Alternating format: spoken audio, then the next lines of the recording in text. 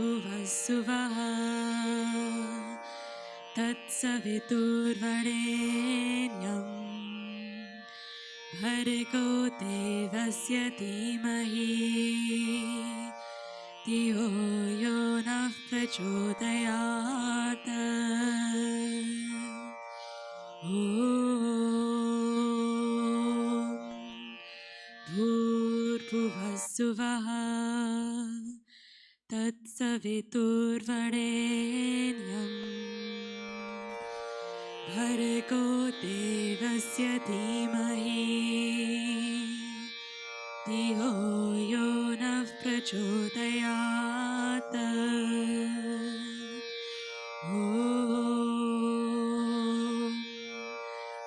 भूर्भुवस्सुवः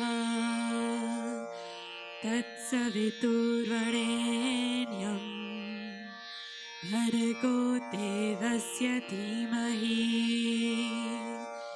धियो यो नः प्रचोदयात् ॐ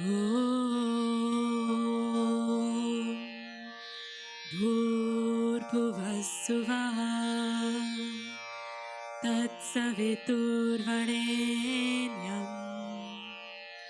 भर्गो देवस्य धीमहि धियो यो नः प्रचोदयात् ॐ त्र्यम्बकं यजामहे सुगन्धिं पुष्टिवर्धनम्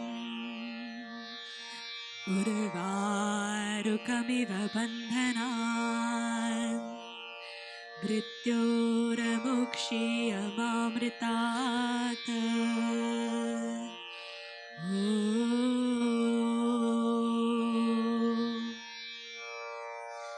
त्र्यम्बकं यजामहे सुगन्धिं पुष्टिवर्धनम् उर्वारुकमिव बन्धनान् मृत्योर्मुक्षीयमामृतात् ॐ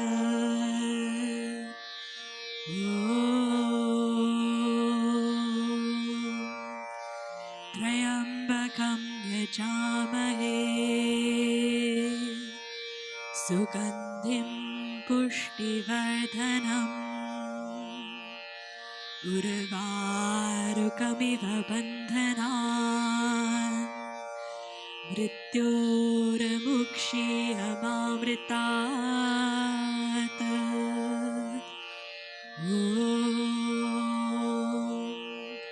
शान्तिः शान्तिः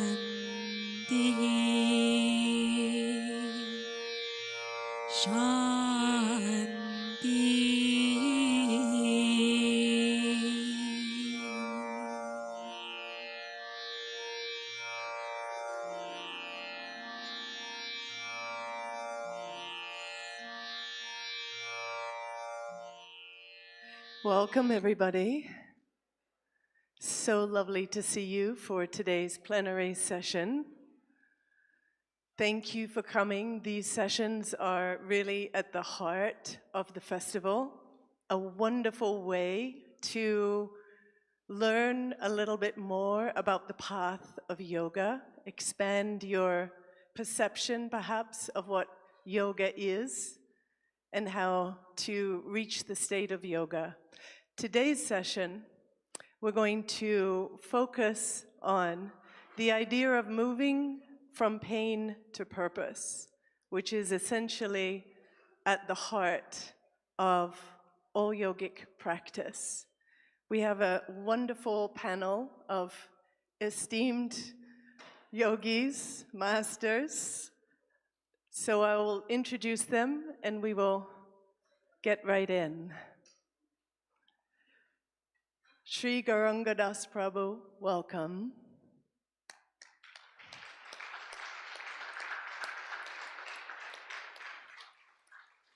Gauranga Das is a mindful meditation expert, sustainability and climate warrior, I like that term, as well as a social welfare catalyst, a member of the governing body of ISKCON, the International Society for Krishna Consciousness. He's actively involved in enhancing leadership effectiveness and governance of temples and communities globally. Gauranga Das is actually the director of ISKCON's Govardhan, said correctly? Govardhan, thank you. Govardhan Eco Village, founded by Radhanath Swami Maharaj, which has won several awards, including the United Nations World Tourism Organization Award in 2017.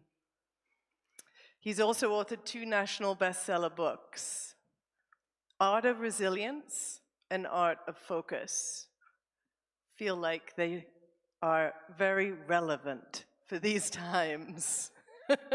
And owing to his expertise of presenting Vedic knowledge in a contemporary and enticing way, he's spoken at TEDx events. That's no small feat. He and Sadhviji share that, to condense potent teachings into, 20 minutes or 8 minutes? Yes. And he's also spoken to corporate audiences at Intel, Salesforce, Google. So really they're at the heart of the tech industry. Yeah. Welcome, Gauranga Das. Gauranga Das. Next to him we have, of course, the highly esteemed Sadhvi Bhagawati Saraswati ji, PhD. She's a spiritual leader, motivational speaker, author, and social activist based here at Parmarth Niketan for the past 28 years. 28 years now. She got captured by Ganga. She got captured by Ganga, and that capacity of Ganga is here for each and every one of us. Yes, she will be actually doing a satsang later, and so I highly recommend coming to that. So you might get a little bit more of her story, who knows, and some of her, of course, potent teachings, and bring questions. Sadhviji is president of the Divine Shakti Foundation, bringing education and empowerment to women and children. She's Secretary General of the Global Interfaith WASH Alliance, the first alliance of religious leaders for water, sanitation, and hygiene. She's director, of course, of this world-famous International Yoga Festival that we're so blessed to be at right now. And she's received numerous awards for her humanitarian work, including a Lifetime Achievement Award by US President Joe Biden. She's author of the #1 best-selling memoir, Hollywood to the Himalayas.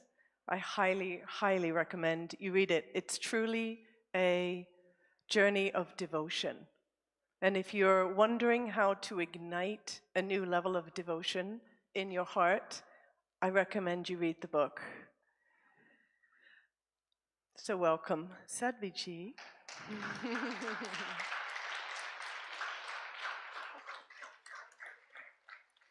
And to my right here, we have Brandon Bays. Welcome. Brandon Bays is internationally known for her radically transformative work in the fields of cellular healing, emotional well-being, and spiritual awakening. She's a pioneer of the Journey Method. As the founder of the Journey Method, she's touched hundreds of thousands worldwide, offering a revolutionary approach to personal growth and transformation. So covering all things like chronic pain, freedom from addiction, trauma, the Journey Method. So thank you. So happy that you're here.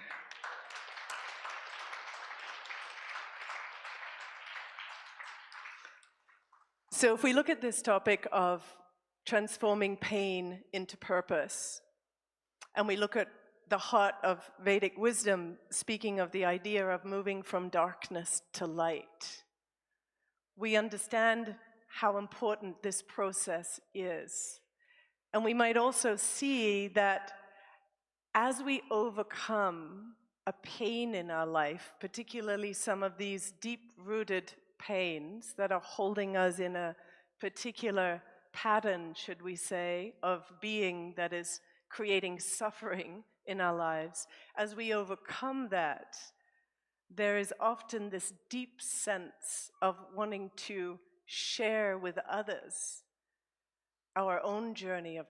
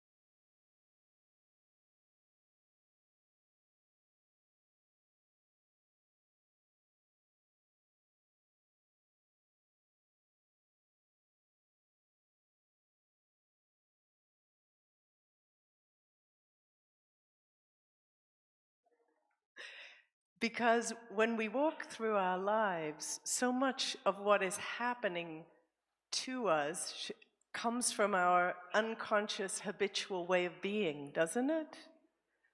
And so the funny thing about India is it offers us so many of these unexpected moments where we can just come into presence and in that presence have a recognition of ourself and reconnect. And again, that is in essence what we're speaking to here. So Gauranga Das Ji, I'd like to start with you and ask you from the Vedic perspective, from that idea of Krishna consciousness, how do you see the journey from pain, transforming pain into purpose?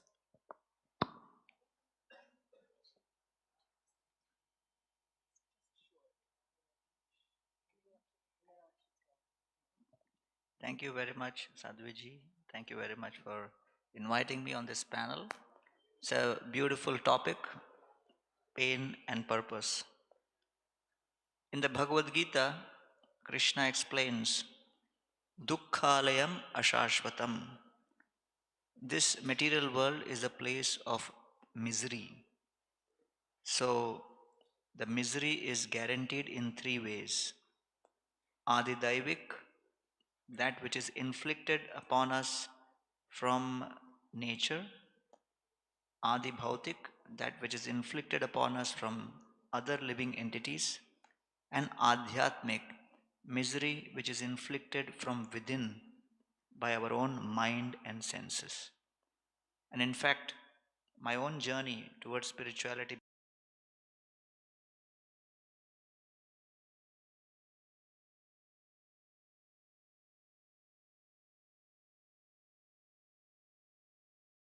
wake up call because he was academically very brilliant and it didn't make any sense why he tried to commit suicide. So when some of us asked him, why did you try this? He said, every exam I would get the gold medal. In this exam, I got the silver medal. I'm used to getting number one position. I cannot handle number two. That was the moment we realized that the mind creates and generates expectations. And the gap between expectation and reality causes the pain. Because in the same exam where this guy tried to commit suicide because of coming number two, there were 4 or 5 of my other friends who failed in 3, 4 subjects. But they were moving around the campus blissfully, peacefully, as if nothing happened, blessing others also. Be cool in life. So that was shocking for me. I asked them, hey, you guys are so shameless. You failed in 3, 4 subjects. You are moving around the campus peacefully. What is your philosophy in life? And they said, our philosophy is simple. Entering college is our job. Taking us out of college is college's job. So therefore, this adhyatmik klesha is the pain caused from within, is the one which is afflicting the people a lot nowadays. And therefore Krishna says, if there is pain, you have to understand there is a purpose behind that pain. And we'll come to that later. Thank you so much. Sadhviji, I wonder if you could speak from your perspective on that internal pain and the transformation of that internal pain. Yeah, sure. So, my first experience with pain throughout my life was always something that I wanted to not be in. Whether it was physical pain, you injured yourself, whether it was heartbreak, whether it was stress, whatever experience of pain that I had, the initial instinct was always, how can I get out of this? How can I make this stop hurting? And on physical levels, of course, especially when you're young, you hurt yourself, you heal, you hurt yourself, somebody puts a Band-Aid, eventually you feel better. On emotional levels, though, that search for something to change the nature of how I felt. From pain, I didn't have a clue at that point about purpose. It was just, make me stop feeling like this. And for me, that turned in my adolescence into addiction, into an eating disorder. And I had very good, in my mind, reasons and stories for why I was on this search for ways out of the pain. Here's the challenges I've been through. Here's the suffering I've been through. Here's the trauma I've been through. Here's why I'm in pain.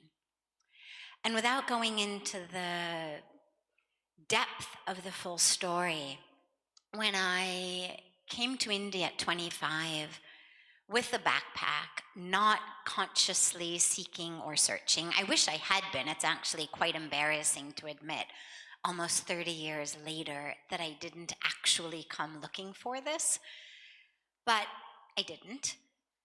And yet, as Kia said, Ganga grabbed my heart. It was an extraordinary blessing. And within the first few days of being here,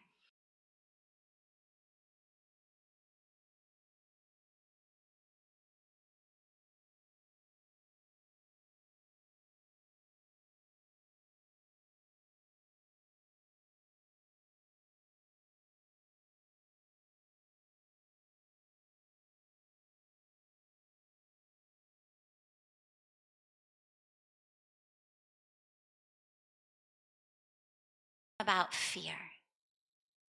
I didn't live in terror, but I lived in kind of this constant state of stress, tension, anxiety, doing whatever I could do to not feel pain.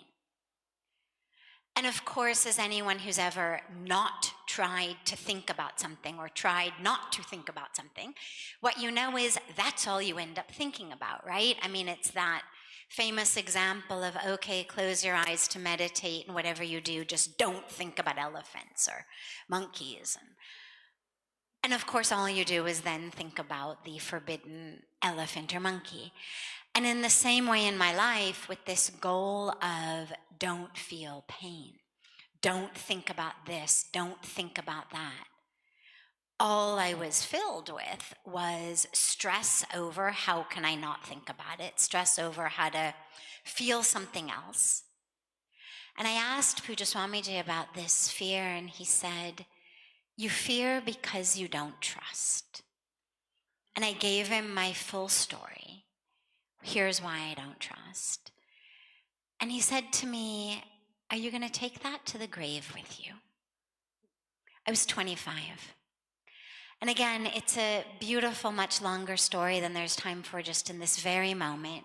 But he ended up sending me to stand in the beautiful waters of Ganga and give up my pain. Something that the psychologically schooled. I was in the midst of getting a PhD in psychology. I had a degree from Stanford in psychology. I thought I knew something about psychology. I was on the receiving end of it, the giving end of it. And I was pretty sure that rivers did not just sweep away pain, and that there was most definitely a process, a long process, and we had to go through it. And if we were lucky, eventually we would learn to manage our pain.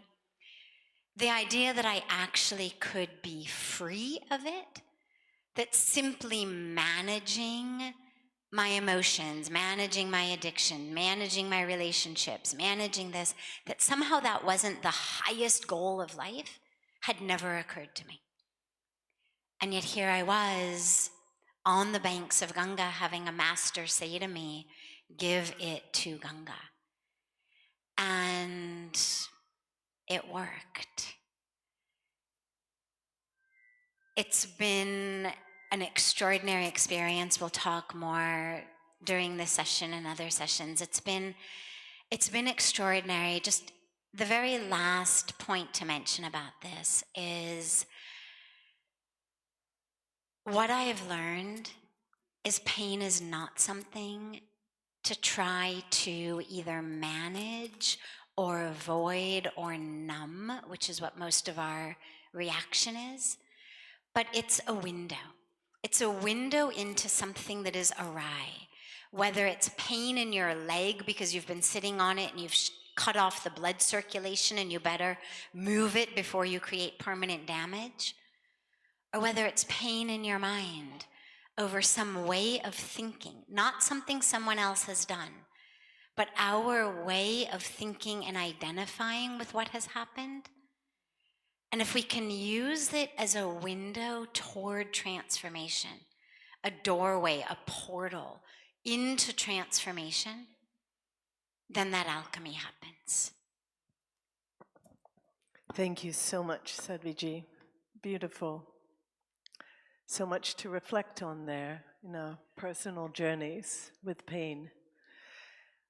Brandon, you have developed a methodology for transformation of pain. I also know, or I've heard, that you have been coming to India for many years. So you've obviously been very influenced by the Vedic tradition and the yogic way of seeing worldview practices. So I wonder if you would speak a little bit to what you understand about the process of transforming pain to purpose.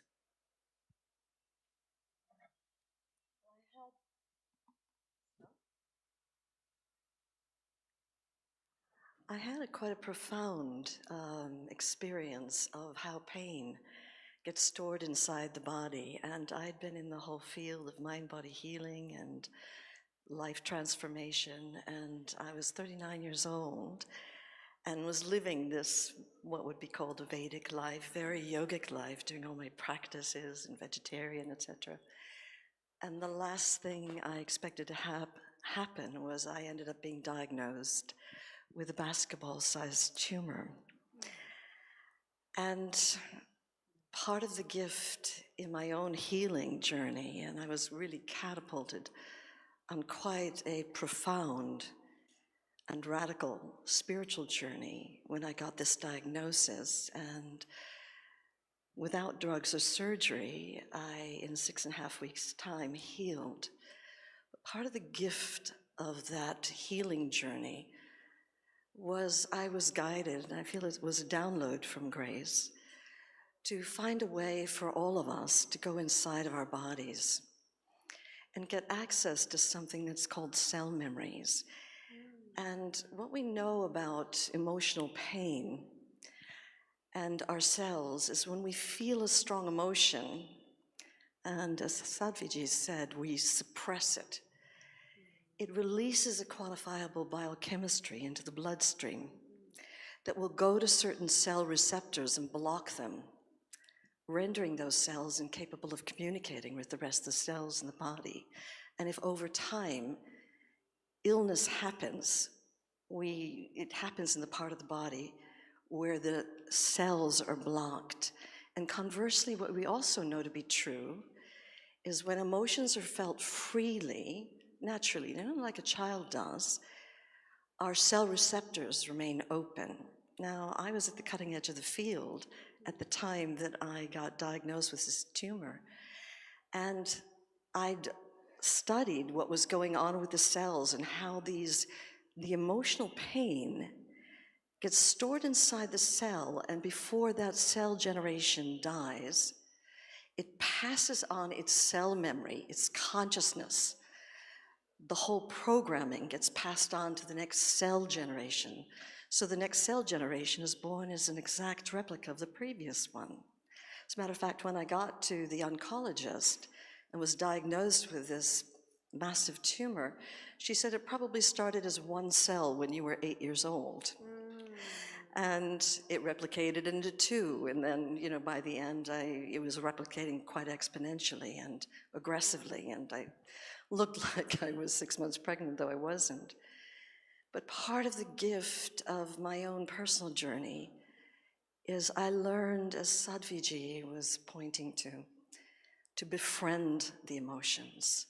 Instead of running from them, instead of trying to smoke them away or drink them away or analyze them so as not to feel them or do mantras as a way of numbing them out, I learned how to open into them and discovered that they're really the gateway to your own soul. And I really came to understand what Rumi meant when he said the path of love is not a subtle argument.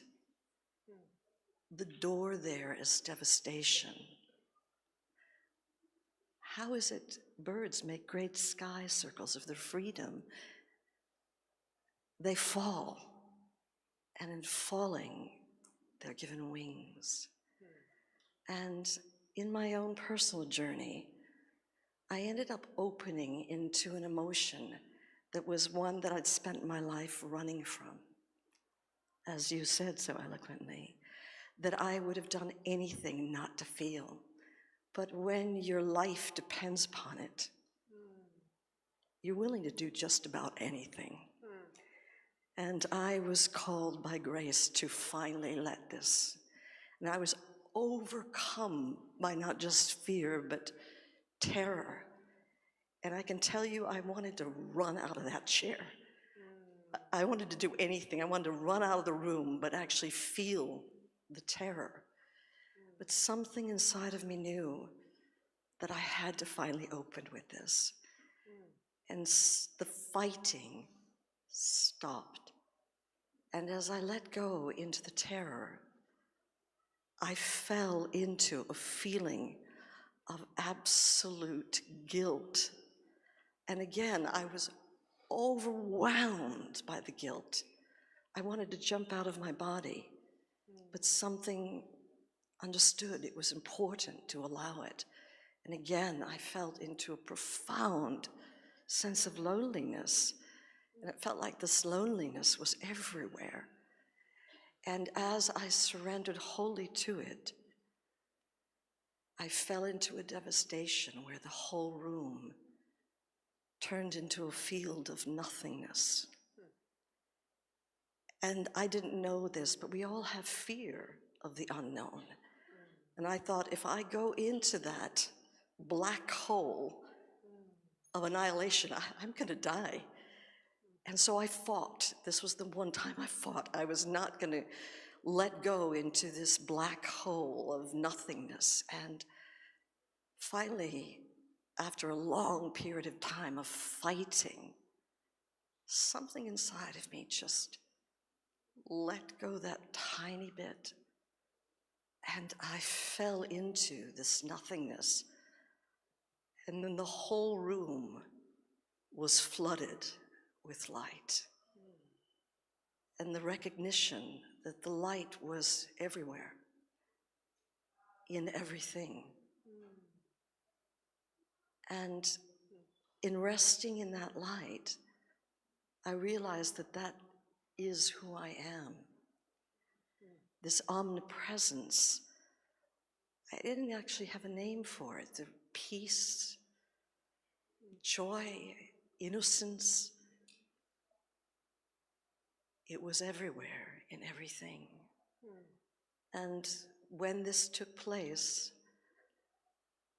I decided that day that I was not going to be doing any of the work that I had been previously doing. That if I was going to work with people, it was only going to be at the level of the soul, at the level of the self. And so I've come to the recognition that if you're willing to welcome and allow the emotion fully, it'll carry you deep through different layers, finally into the self, into this presence that you came in as, that is your own self. And it's at that level, at the level of the soul, that all the journey work takes place, where you're guided by that light on a journey inside the body to get access to those cell memories in a very real and practical way, and to not only access them, but to clear them, to understand, to come to a place of full realization of them and forgiveness of what has happened to you in your life, in what you've done in your life, what has happened to you. And in a way, it's like entering the Ganga, where you're surrendering the whole story of me and my pain to this light, this love that is your essence. And so this is how pain, I think as Rumi said, the door there is devastation. So that has been the teaching of what pain is for me. So beautiful. Thank you.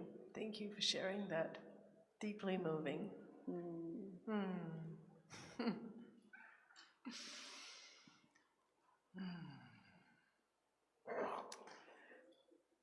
Gauranga Das Ji, at the heart of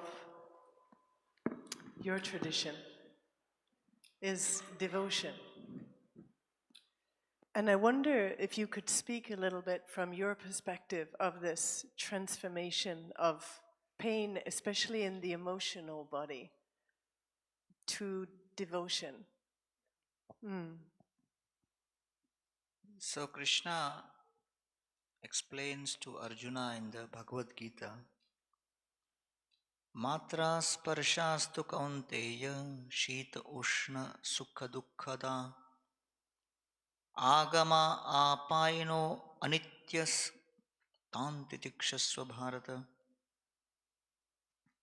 Krishna tells Arjuna that pain is inevitable.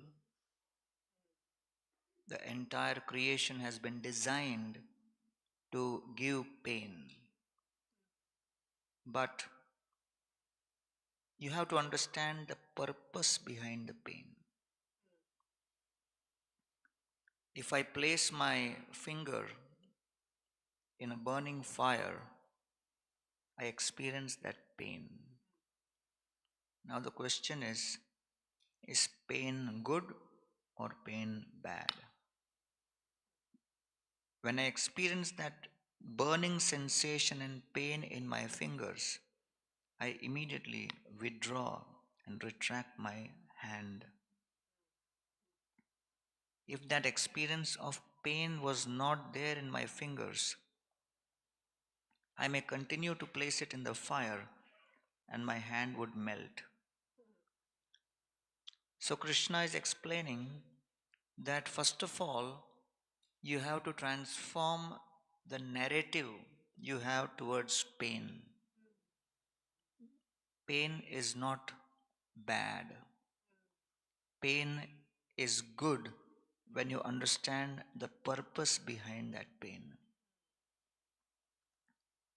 We go to the doctor when we have some kind of an infection in the eye or the ear or in the body, and usually it is an unnatural intervention within our body.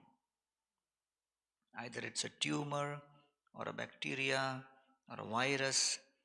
That which is not natural to the body is now sitting within the body. That causes pain. So Krishna is explaining that when you understand the purpose behind the pain and the cause behind the pain, you realize that the soul by nature belongs to somewhere else, and it is put in this material world in an environment of pain to realize that I am not meant to be here. Just like when I put the hand in the fire, I experience the pain. I should not be angry with the fire. I should not be angry with the fact that why my hand is not fireproof. But I should realize my hand is not supposed to be there.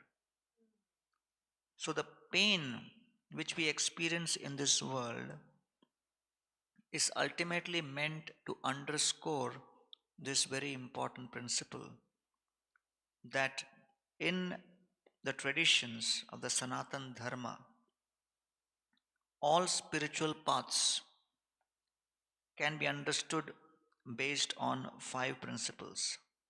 Sometimes I represent Govardhan Eco Village in tourism conferences because we are like an eco resort. And people look at me and say, hey, what's a monk doing in a tourism conference? And I look at them and say, didn't you know that spirituality is also tourism?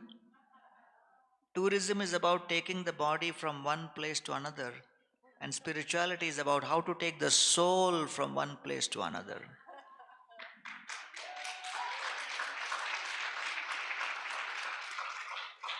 So therefore, in the Bhagavad Gita, in Quran, whether it's in Christianity, Judaism, all religious traditions, they all talk about how to plan the journey for the soul. And therefore, if someone is not interested in the journey of the soul beyond death, then they're wasting their time traveling in the midst of spiritual traditions and people with religion. Because ultimately we are all concerned about how to enable the journey of the soul beyond. And therefore, when we look at these 5 principles, it's where is our soul now? Second, what should be the destination for my soul? Third, what will be the experience on reaching that destination? Fourth, what is the best path for the soul to go from where it is now to the destination? And fifth is what are the obstacles which will come in this journey? And with that understanding, we realize that Krishna speaks that natad bhashayate suryo na shashanko na pavaka yat gatva na nivartante tad dhamam paramam mama. So all of us have homes and we have a zip code. God says, I do also have a home and a zip code. And that in the different traditions is called by different names. But the whole idea is how to enable that journey. So when I joined as a monk in Chopati ISKCON, I was asked to serve in the kitchen and I was doing my seva in the kitchen. And after some time, one more gentleman came and joined. A month later, he was young, very robust, well built. And they sent him in the kitchen. The temple management sent him in the kitchen to serve with me. So I asked him to make chapatis every day. You know what's chapati? The flat bread, the Indian flat bread. So after 3 days, he came up to me and started complaining. I'm a very well known public speaker. I'm an expert in public speaking. I joined ISKCON so that I can preach and speak. I didn't join to make chapatis. So I said, why you're telling me? I am also making chapatis only. So what's the point you and me talking about it? So after 3 days again he complained, and after a month he brought his luggage and said, I'm leaving. I'm disappointed. You guys don't recognize talent. I'm such a gifted speaker and I've been made to roll chapatis. So he left. 10 years later, he met me at an event. He came running to me and he said, you know what? After I left the temple, I got married. After marriage, my wife got back pain. Every day at home, I am only making chapatis.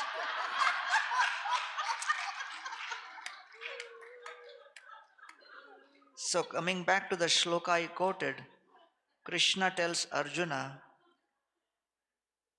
when there is a certain quota of pain which is reserved for you, whether you go this way or that way, you go there or this, the pain will find you. And therefore, Krishna tells Arjuna, tolerate, tantitikshasva. So the most important word in that verse is agama apaino anitya. The pain will come and go, it is temporary. Tolerate, and what helps you tolerate that pain with perseverance is understanding that the purpose of the pain is to direct my consciousness towards a different destination than what I consider now. So that's the idea.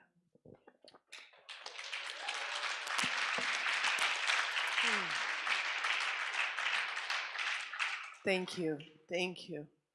As you were speaking to the idea of projecting one's soul to the destination and the journey there and what it would feel like to be there, that was kind of what you were saying. It feels so much like what the modern scientists are also now sharing about creating your destiny, where you move your attention from that which is causing suffering and you direct yourself with a specific intention and an elevated emotion. Sounds familiar to me. Thank you. Dear Sadhviji, I wonder if you would turn the topic towards the purposeful here now, moving the pain towards the purpose.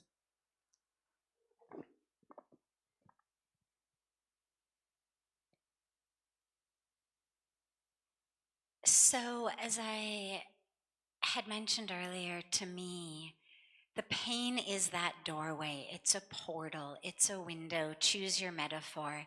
But it's not a period or a full stop. It's not I'm in pain, end of story. That is my identification. Here's why I'm in pain. We can go around and each of us would have our own good story of why we're in pain. Again, whether it's something in our physical body that's a little bit more tenacious and intractable than we would like it to be, whether it's grudge, anger, emotional issues, trauma, whatever it is, whatever the story that we have told ourselves about it is, most of us take it as, here is my pain, period. As in, this is who I am. And the identification, I was thinking as Brandon was speaking so beautifully about the resistance to dropping into the darkness, and yet then when you drop in with surrender, how it actually, you fall in a way through the darkness into the light. That the darkness is not actually that which consumes you, but when we allow ourselves to let go of all of the ways that we are holding on with a death grip onto who we think we are, what we think we need, what we think our stories are. And we have to let go. It seems very dark. It seems dark in, well, then who would I be? Like, oh my God, if I was not the one moving through the world as the victim of this or the survivor of that or the one struggling with this or this story. And yet, that identification is, for me and my felt sense experience, that was the darkness. Because it was the darkness on a philosophical level in the way that we speak about darkness as ignorance. Because it kept me telling myself over and over again, this is who you are. And of course, I had a whole host of people, psychologists, doctors, this, that, the whole community, the whole kind of Western psychological community telling you the same thing. This is who you are. And so we move through the world with that as our identity, with this idea that, again, the very best we can hope to do is manage it. But if we allow ourselves to let go, and that for me was what that experience of dropping into the darkness was about, was this standing in the river and literally forgiving, letting go of the pain, of the anger, of the story. It feels really dark. It feels scary because there's a sense of, oh my God, then who will I be? What will I think about? How will I identify? And on an even deeper and more honest level, if you want to go there, the question arises, well, and then what excuse do I have for not stepping up to the plate of my life? If the excuse isn't, this happened to me, that happened to me, I'm suffering from this pain, well then, why am I miserable? Why am I afraid? Why don't I trust? Why do I keep myself small? Why do I live my life in jealousy and competition and resentment and negativity? Why? Our stories give us, and I have certainly seen this in my life, our stories give us this ready-made crutch. Oh, of course you're like that because, oh, you poor thing, look how you've suffered. And if we're going to let go of the pain on the deepest level and let go of the identification, we drop into this, what seems to be dark. And yet the experience that I've had is one also of extraordinary light, and it's a light that catches you. You drop and you are caught. It's why I now talk about a trust fall into the universe. The universe is going to catch you. You don't need to know what you're going to think about or who you're going to be or what your identity is or what excuse you're going to use or how you're going to move through the world. You let go. You let go like the seed lets go of its identity as a seed to become a flower or a tree. Like a caterpillar lets go of its identity to become a butterfly, like an egg lets go of its identity to become a chick. Like if we didn't let go, we would never become the truth of who we are. So I wanted to just predicate it on this. And when you ask about the purpose, well, that becomes the purpose on a spiritual level, given by our scriptures, given by our teachings and our teachers. The highest purpose, the highest dharma of our human birth is to wake up and realize who we are. Waking up, of course, in the very traditional scriptural sense, not the current colloquial sense, but out of the dream of the story as the role into the awareness that who we are isn't the body, isn't the story, isn't the role, that it's just okay. In this particular scene of this act of the cosmic drama, you get to play the one who, and I get to play the one who. And here we are on a stage. But who are you really? Who are you other than the pain, other than the story, other than the identification? And that's, core Bhagavad Gita 101 of you are that which was never born, which never dies, which cannot be burned by fire. You're not the hand melting in the flame. You are that soul.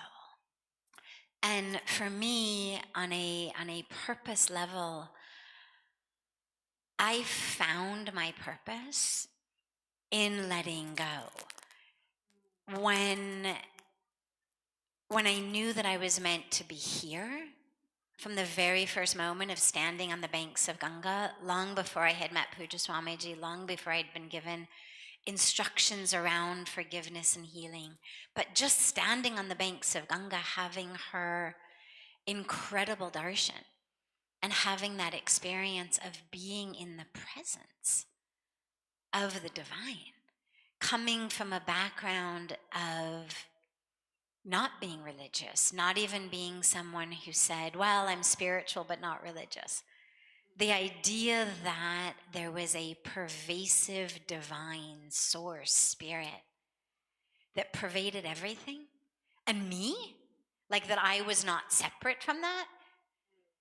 This was stuff that I had never even had a wild fantasy about. It was stuff I had never read about, heard about, thought about. And yet it was an experience given to me by grace. And so from that moment, I knew, okay, purpose is to be here. I didn't know quite doing what or where. Meeting Puja Swamiji, of course, answered all of that. But then later on, when, in another very beautiful story that I won't go into the details of now, he essentially threw me into the deep end of an initiation into being the one who gives satsang by literally having a question asked to him and turning to me and saying, Sadhviji. And I, of course, thought it was Sadhviji, and he was going to follow it up with like, Sadhviji, go and tell the kitchen that all of these people sitting here are going to have dinner when we're done. Or, Sadhviji, go and get all of these people a copy of my book where we talk about this question. And so I'm waiting for the rest of the instruction to come. And I turn and look at him, and his eyes are closed, and he's in meditation.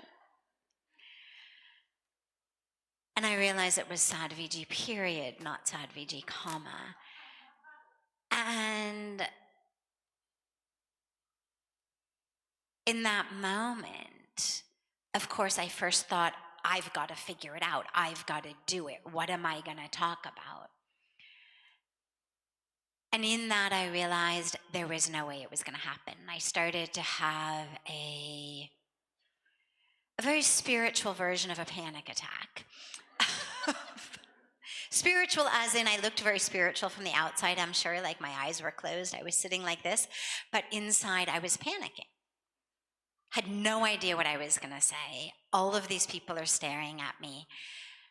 I had tried to just squeeze my eyes shut really tightly, thinking it would just make them all go away. I opened my eyes, they're still there.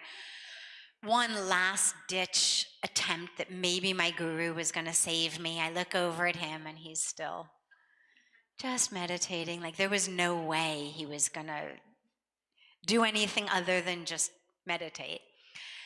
And in the total surrender, into the awareness that I don't have it in me, in a literal bowing of, I am so sorry, I don't have it in me. That bowing created space into which, when I opened my eyes, fully prepared to just sit there in shame because I couldn't even think of a word to say at that point, suddenly it just started flowing. Words were coming. And people were crying. And later on that evening, somebody said to me, oh, I heard you gave a beautiful satsang. What did you say? I was like, I have no idea. But I mention it because in the 15-ish years since then, the piece about getting out of the way has not changed. And what I've realized is that in the purpose of being a channel, an instrument of that wisdom, the moment it becomes about me, I am out of alignment, out of purpose, out of dharma, and also out of power, out of shakti, like it just doesn't flow. Purpose happens. It's not about finding it. It's not about discovering it. It's not about searching for it. It's about allowing it. Everything in nature has a purpose and it unfolds in its right time. Seeds sprout. They blossom. Caterpillars turn to butterflies. It happens. It's about allowing, but allowing with an openness and a surrender that it's happening through you, not by you. And I think that's critical because these days, with everybody coming in and asking, how do I find my purpose? Like, how do I know? What's my purpose? Give me my purpose. As though somehow, A, that there were only one for all of us. B, that somehow it's going to be something that's going to be lucrative, glamorous, fun, appreciated. You know, I think just lastly, I think about the guys in these Himalayas hammering rocks on the side of the road to make asphalt. And they're hammering big rocks into medium-sized rocks and medium-sized rocks into little rocks. And you get a guy who works double shift so that his daughter in the slum can go to school and doesn't have to beg. Now, he was not thinking, I know my purpose is to create a revolution in gender equality. He's just a guy who doesn't want his daughter begging on the street, and so he's going to work double shifts. He didn't come onto planet Earth with rock hammerers stamped on his rear end. He just answered the inner call of not my daughter. And when suddenly all the other girls in the slum start saying to their fathers, hey, can I also go to school? She goes to school. By the time their slum becomes the first slum with every girl going to school, chances are this guy's long since dead. It's not a happy life being the rock hammerers on the side of the road. So it's not even something that he saw the fulfillment of in his lifetime. And to me, that's just the most perfect example of thinking about purpose and dharma. Is it's not always lucrative, it's not always glamorous, it's not always fun, it's not always something that you even see the result of in your life, what that ripple impact is. But it's getting out of the way. Getting the ego out of the way, getting the fear out of the way, so that purpose can happen, dharma can happen, divinity can happen.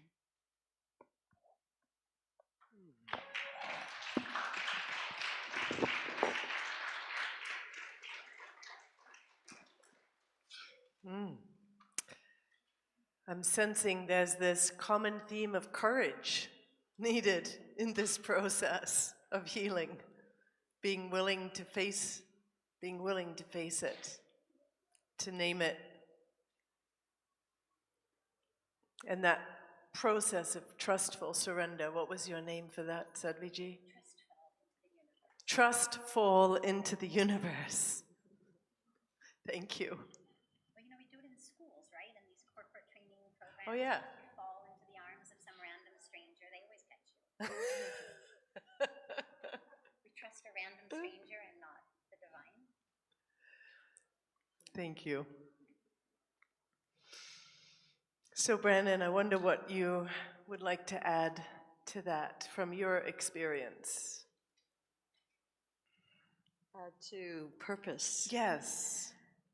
I feel when you genuinely open into the essence of being and recognize the unity with all of existence, and that is who you've always been, it becomes such a priceless realization that at that moment you live your life in service to that, in honor of that, that there's nothing more priceless than knowing who you are, and that you are this love, and that this love is not a personal, but rather a universal love that is omnipresent.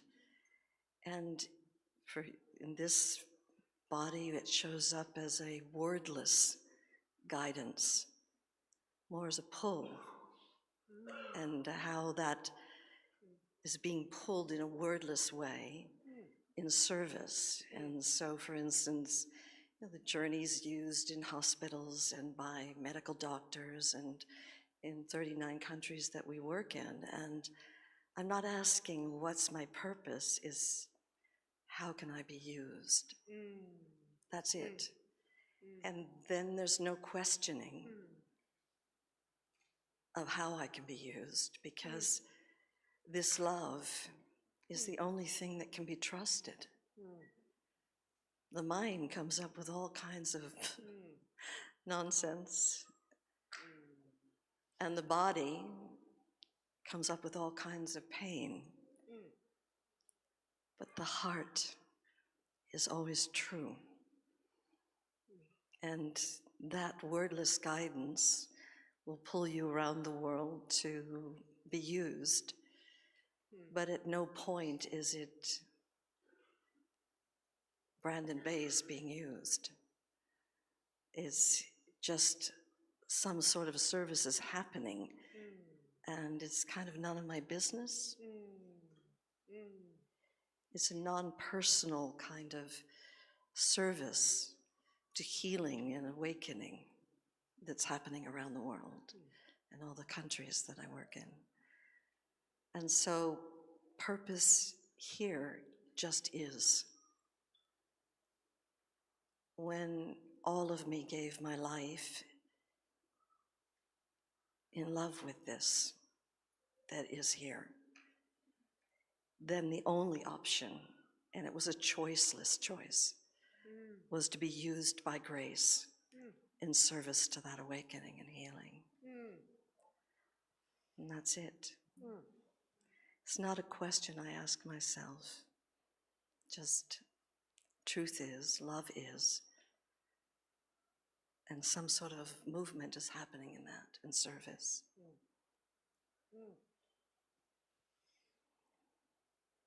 Thank you. What a beautiful, clear message, right? Thank you.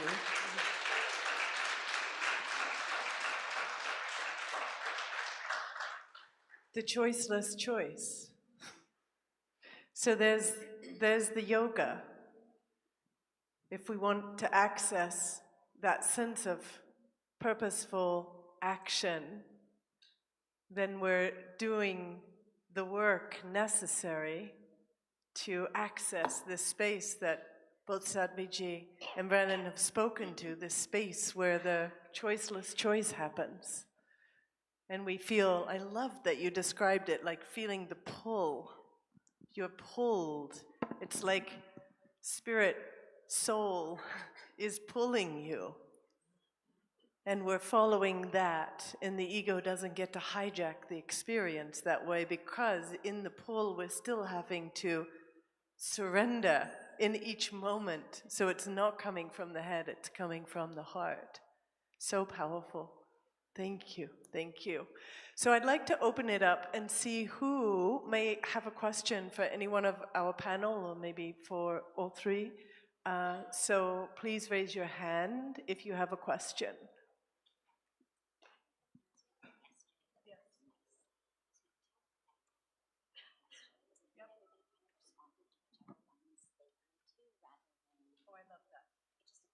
Okay. So get all the questions up front. Okay. Okay, so let's get a few questions, and then we will see, each of the panel members will decide what they would like to answer. So we'll just wait for the microphone to come to those of you who have your hands up.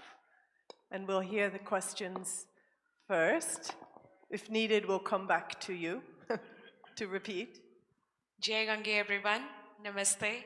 And I'm so privileged to meet Gauranga Das Ji, Sadhviji, and Brandon, and Kia. I Kia. didn't introduce myself, Yeah, sorry. Kia Miller, yes. I'm so sorry, Kia. Yeah, Kia. So I come from Papaji Satsang Bhavan, Lucknow. And yeah, so Brandon can relate. She has been to that place many, many times, and we have done lots of retreats together. So thank you very much, Sadhviji, especially for inviting me, and it's a privilege to be here. Now, my question, which is always I have a dilemma about, is everything that's happening is destined, or is there a role of karma to play? Thank you.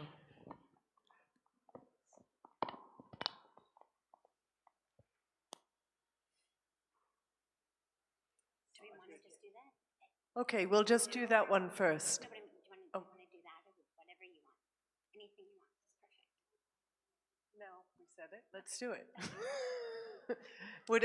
Would any one of you like to answer that question? So this is an evergreen question that comes up, as you can imagine, a lot. I have to imagine this is something that you get a lot as well. It's something that arises a lot in satsang. And the very short, in a nutshell answer is yes. Yes, things are destined, and yes, karma plays a huge role. When we think of predestined, the way that most of us think, if I say, oh, everything is predestined, what occurs in most of our minds is this idea that somehow everything has been written thousands and thousands and thousands of years ago, somewhere in the sky, in other cosmic realms, and we are just puppets of that. When we say something is predestined, it is predestined because at some point before the blossoming of the apple tree, somebody planted an apple seed. It's not that somewhere in the cosmic realm, some unknown being deemed there shalt be an apple tree here. If there is an apple tree, it is because an apple seed was planted. The planting of the apple seed, the action, is karma. That's actually what the word karma means. We use it kind of colloquially to mean that which I get back, bad karma, good karma. But actually the word means action in the simplest form. What you do is creating your destiny. Now, some of it you don't have control over because some of it you did in earlier lifetimes. And some of that which you did in earlier lifetimes created the family of origin in which you were born. All of the unchanging aspects of you, your body, your gender, your family, all of the circumstances of your childhood. But in this moment, right here, right now, you can't rewind history and be somewhere else. You can't be sitting on the Champs-Élysées having a croissant in Paris at this very moment. You're here. I would choose this over that any day, but either way, you cannot be anywhere other than here. All of your past karma has brought you here.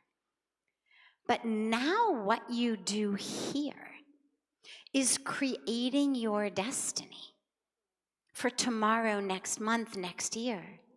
I always say today is the pre of that which is predestined for you tomorrow. So yes, it is destined, but it is destined based on your actions. And this is why all of our spiritual traditions from all across the world have emphasized over and over again spiritual practice, meditation, prayer, service, devotion, different ways from different lineages, but there's a unanimous consensus on the importance of purifying the mind, purifying the heart, so that we can live lives that not only are as awakened, uplifted, connected, inspired, and inspiring as they possibly can be, but also so that we can make the correct decisions, engage in the correct actions, karma, plant the right metaphoric seeds, so that the tree that blossoms in the garden of our life tomorrow is what we want it to be. So yes and yes. And lastly, if what you have today in this moment, because you hear a lot of people, especially Indians, say, oh, this has happened, that's happened, my life is a mess, I guess it's my destiny, you know. And on the one hand, spiritually, it's actually quite healthy. There isn't a lot of frustration, there's not a lot of resentment, there's not a lot of like, why me, it's not fair, I hate God, I hate the universe. So it's spiritually healthy on the level of acceptance and surrender, but it's quite detrimental on the level of purpose. Because if I believe that the pain I am in this moment is my destiny, all right, maybe next life I'll have something better. And then I'm just complacent and lazy and resigned. And there's a big difference between surrender and complacency. And so this is where recognizing that every action that begins with a thought, of course, so everything you think is a vehicle. And it is a vehicle taking you to a destination. Where do you want to be an hour from now? Not just physically, but mentally, spiritually. Where do you want to be a month from now, a year from now? The tools for that are in your hand right now. Nothing you have done in the past, nothing anyone has done to you in the past, disqualifies you from being free in the present moment. Thank you, Sadhviji. Really made me think of the idea from the Bhagavad Gita of come to wholeness, come to a state of yoga before taking action. That the actions can have that clean effect, also whole effect. Thank you. I'd like to see what other questions we have, if you others don't mind. Yes? Okay. Next question, please. Adarniya Sadhvi Bhagawati ji, Adarniya Gauranga Das ji, Adarniya Branda ji, and Kriya Miller ji. I'm Sneha. I've been coming to Parmarth for last 11 years. I came here first to do my yoga teachers training, and International Festival is my 5th time. And like we're discussing pain today, and when I came first here there was a lot of pain. I guess pain is needed to be in spiritual path. But my question today is, so sometimes when you get into spirituality, like you all are evolved, we are still tiny being into it, but is it like it goes completely from your life? And is it equal to detachment? Like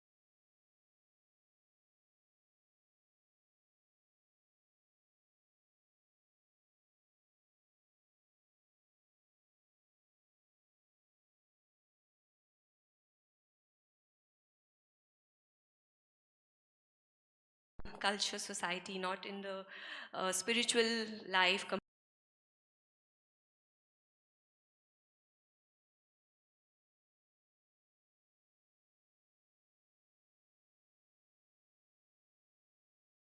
Are you emotionally numb, not to feel anything, you don't react? So my question is that, because today we spoke so much about pain. Thank you so much.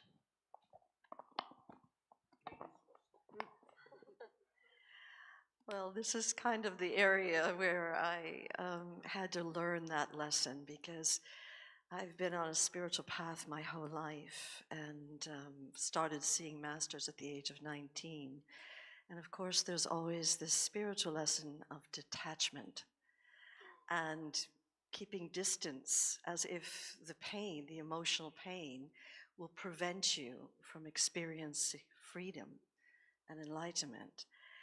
And so my own direct experience is, I was getting up, talk about being a yogi, every morning at 3:30, and so began the practices of the praying, the chanting, the meditation, the yoga, and I wouldn't get to breakfast till 8 a.m. and then had to lead a normal life in a Western world. And so I was consumed with all the spiritual practices and believed that that would lead me then to the freedom that I so craved.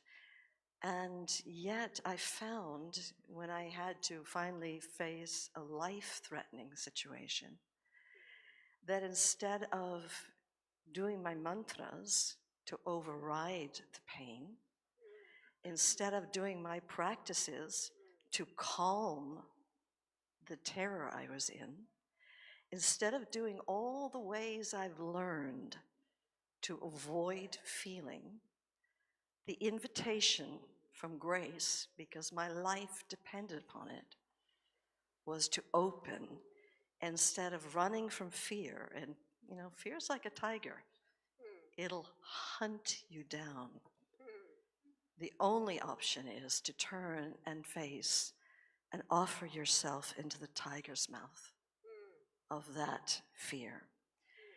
And it was in that courageous act of wholly offering myself into the tiger's mouth of fear that I then found myself surrendering deeper and deeper into the deeper layers of pain, and eventually opening into this freedom that is your essence. And so I'm not one for detaching from emotions. I feel like that's a very dangerous game to play, a game of avoidance. That rather I welcome all emotions. And most emotions, they come and they go. If you're resting in this that is your essence, they'll come and they'll go. But there are those that have you in its grip, and karmically, they're actually in your cells. And they're an invitation from your body to actually go on a journey inside and to really open with what's really there. It's so easy to explain our emotions away or tell a story as a means of justifying them. But it's a deeper invitation to actually feel them. and to open into them and let them consume you and discover this that can never be consumed, this timeless, eternal presence that has always been and will always be who you are. You came in as that. So beautiful.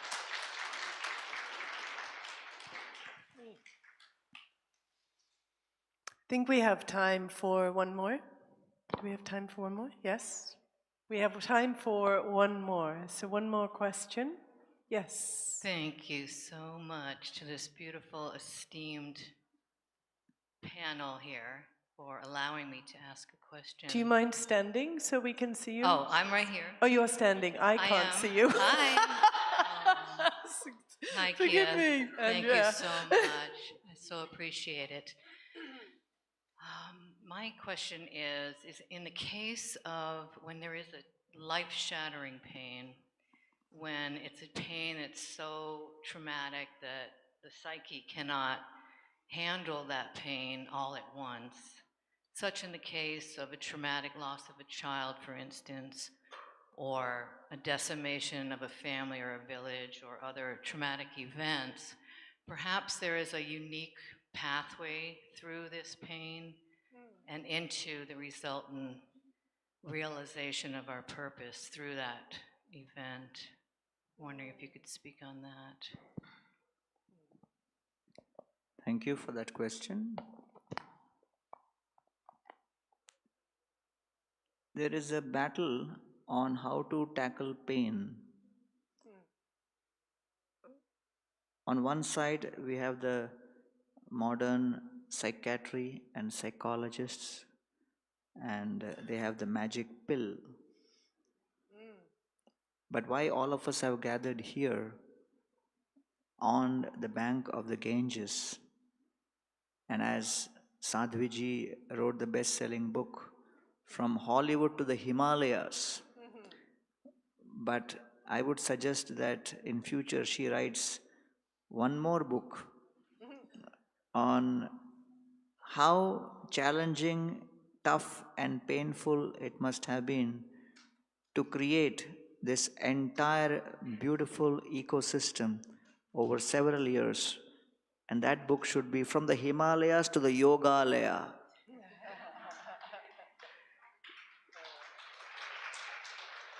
Because we are sitting here in such a dreamlike, an amazing, almost picture-perfect setting on the bank of the Ganges, right? It's all pleasure. But Swamiji and Sadhviji and their team have to go through a lot to keep this the way it is. So therefore, I call it the ancient wisdom brings in the solution, not via the pill, but perspective. And therefore, I'll give an example. Someone just goes to beg in a village to some lady's house and says, please give me something, please give me something. And this lady is in a very upset, angry mood. She comes out of the house carrying a lot of ash from the wood-fired stove. In the villages, they use the wood-fired stove that produces ash. So she picks up all of that ash and throws it into the outstretched cloth of this beggar and says, you wanted something? Take this, get lost. And this beggar turns to her with a smile on his face and says, thank you so much, lady. I'll come again tomorrow. She becomes very upset and she says, I gave you so much of useless ash. Why will you come again tomorrow? And he responds with a smile and he says, my dear lady, I'm very happy that today at least you have begun the process of giving. And then he says, today you have given ash, tomorrow you may give cash.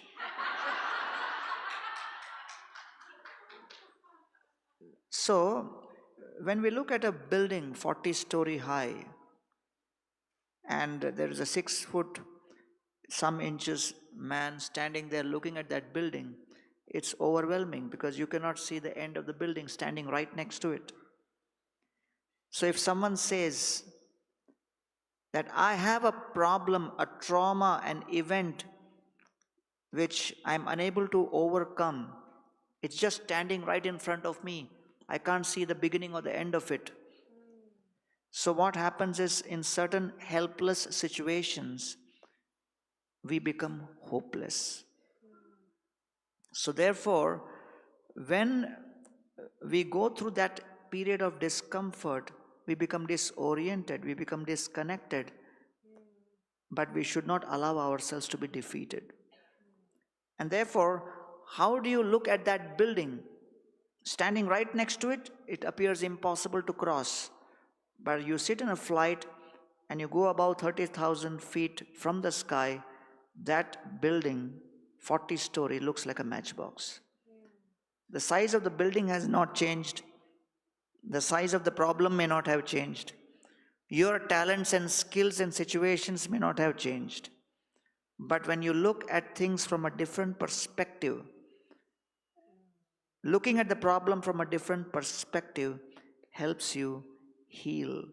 And I think that's pretty significant and very important. And that's what this whole perspective transition is, something which we really focus upon.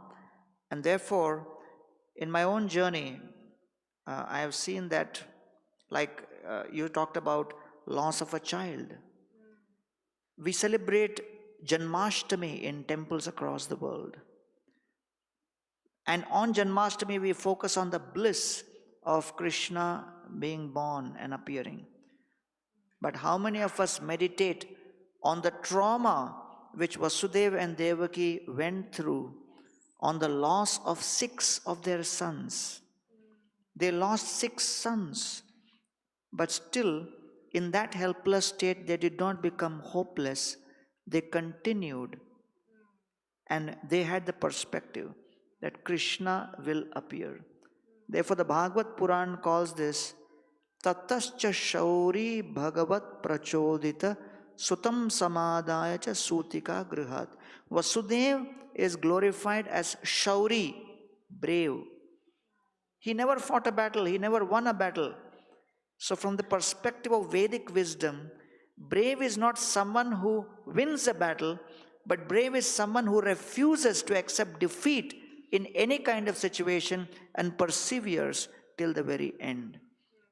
And therefore, when I was giving a talk in IIT on Janmashtami, IIT Bombay, and then I said that there was a voice in the sky which warned Kamsa that Devaki's 8th son will be the cause of your destruction, Kamsa. He'll kill you.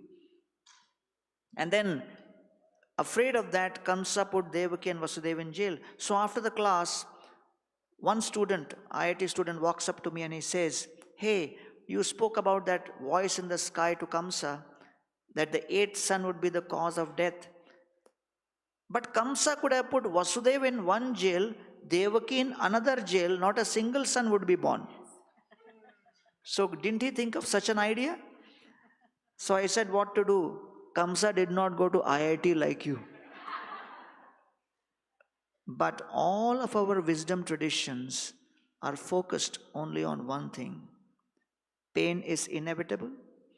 Pain has a purpose to lead you to a higher destination which you may not be aware of and not be interested in. But sometimes we need to be shaken, to be shown. And therefore we call it Shakha Chandra Nyaya. Moon is at a distance, I can't see the moon, but I can see the branches of the tree nearby. And then the pain helps me focus between the 2 branches so that I can see the moon. It has a directional effect. And therefore the pain has a ultimate purpose of bringing us to another destination. And so the wisdom traditions help us transform our perspective, which gives us the strength to persevere, so that even though we may be helpless, we never agree to become hopeless. Thank you. Thank you. Thank you so much.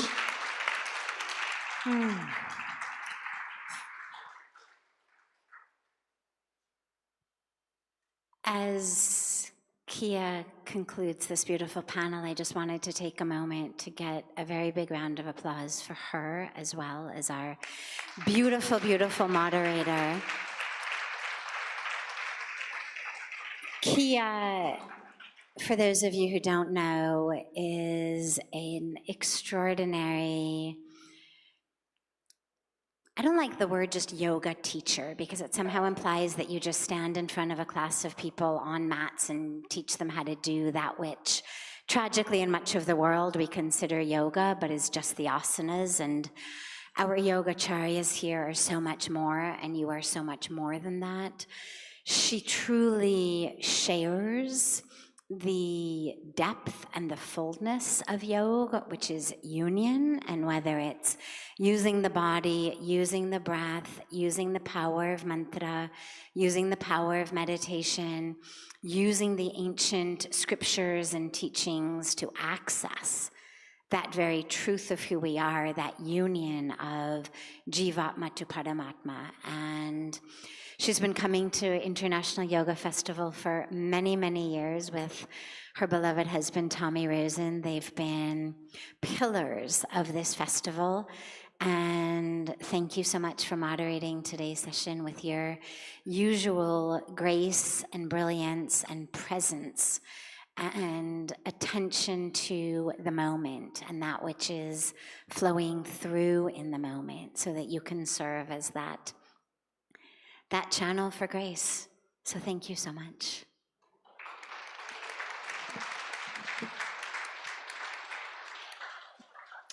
Thank you all so much for your wisdom and your grace and such clarity and clear messages. It feels like one of the most important topics that we could possibly be contemplating, right? And what better place to be in now to digest what we've learned and perhaps have that sense of drawing in towards the things that we tend to avoid in life and spending a little time to bring light to the shadow, and then using these practices to help us churn the cosmic milk and see what fruit can rise for us. So thank you all so much for being here today. Thank you, Shri Gauranga Das Prabhu. Thank you, Sadhviji. Thank you, Brandon. What a delight. We will see you again. There'll be another plenary session tomorrow, each day. Tell everybody you meet to come. I think it's one of the great services of the festival to have these sessions. And don't forget to go to Sadhviji's satsang later today. And we'll all meet you at Arti afterwards. At 6 o'clock.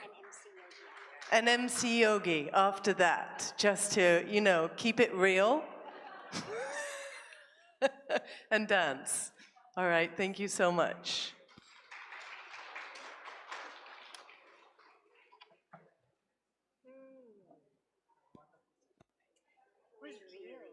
It was very beautiful. Thank you for the grace of that.